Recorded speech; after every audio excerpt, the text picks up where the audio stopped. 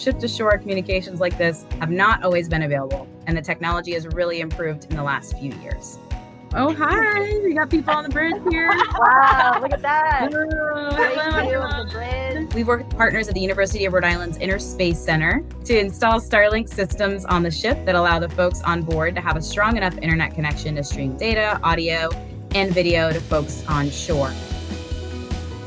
We are going to talk live to some scientists that are in the Gulf of Mexico doing some restoration work. Sometimes the dolphins like to swim along the front of the ship, and they jump and jump and jump along with the big wave.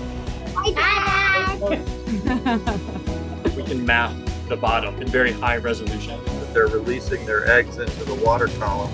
You can see the baby corals that are growing on the tiles there. It's never been seen before in the history of science. Welcome aboard the bridge of the Nancy Foster. We are a 187-foot research vessel. And this screen gets translated over to this screen over here. This is us on the ship.